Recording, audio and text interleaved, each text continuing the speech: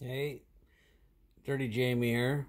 I've been making several videos about grilling ever since I got my masterbuilt 8 Gravity Series 800. That's the model.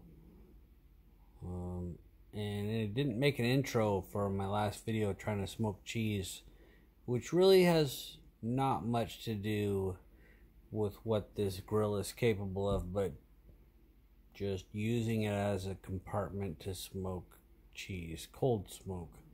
Not a success. I've mentioned that in the video. Enjoy. Alright, I got the masterbuilt Gravity Series 800. It's the middle-sized one. I'm gonna say it. Traeger's behind on this shit.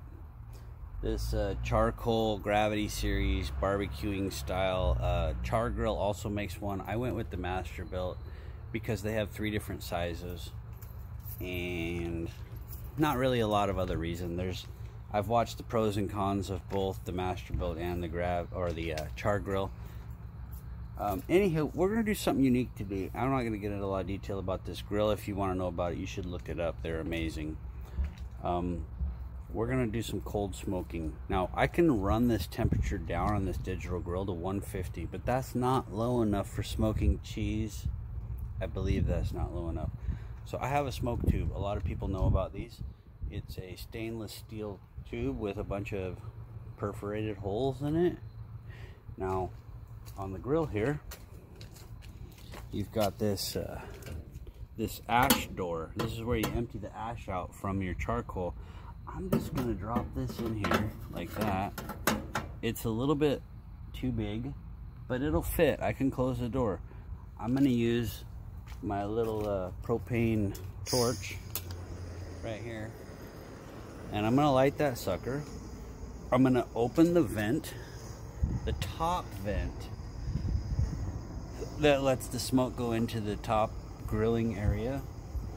I might have to open the bottom vent just to get some ventilation for the air to flow from the bottom through the smoke up into the top. We'll see how it goes. I'll report back in a minute. Alright, so I filled it maybe 2/3 of the way with smoking pellets. There's lots of different type or brands of smoking pellets, and held the torch down in there until it's lit. I'm going to give it a couple minutes to make sure that it's well and lit, and then I'll just blow on it to put those flames out, and we should start seeing a significant amount of smoke come out of there. Alright, so it seems to be lit. We're getting a decent amount of smoke. I'm going to close this door here and see if we're getting some smoke up in the cooking chamber. We've got, oh damn, that's working good already. It's barely even started. A good amount of smoke. We've got just a block of pepper jack, nothing fancy, just a cheap grocery store brand of pepper jack, and let's give it 10 minutes, see if it looks like it's changing color and getting some smoke to it.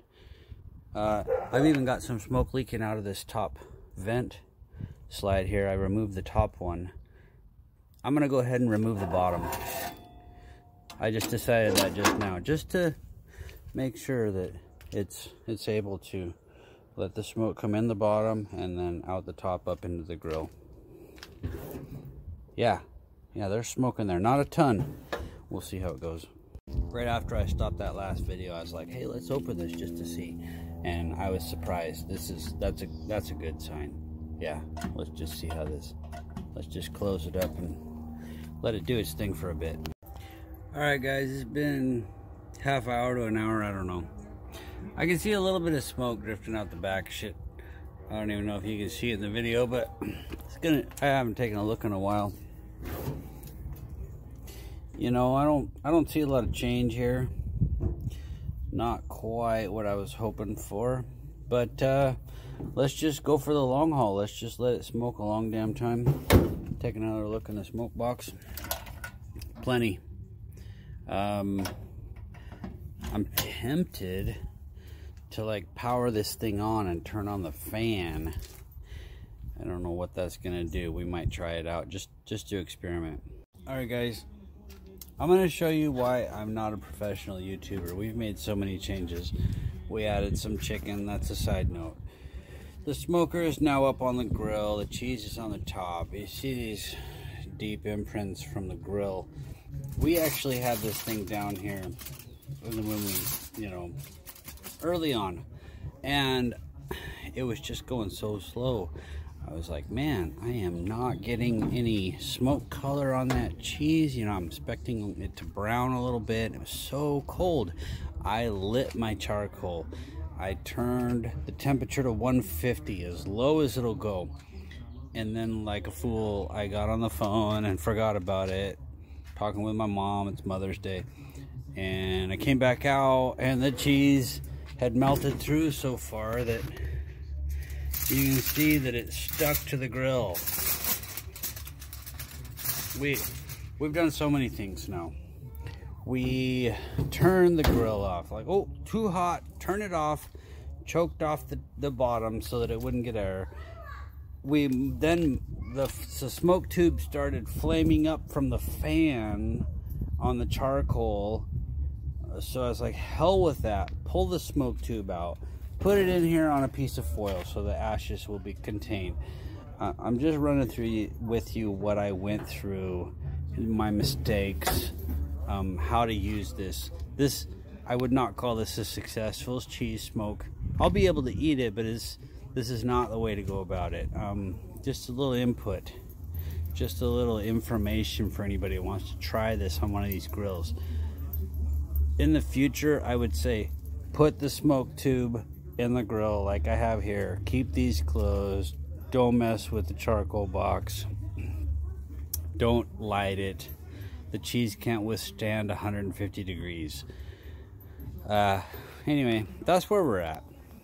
I used a butter knife to like pick out some of the cheese that had melted through, and shoot, I ate it off the butter knife. It wasn't burnt or cooked or gross. This is a brand new grill. Just silly little thing, just picking little pieces off of the butter knife and popping them in my mouth. It was delicious. Smelled smoke, or tasted smoky and tasted good and peppery like pepper jack.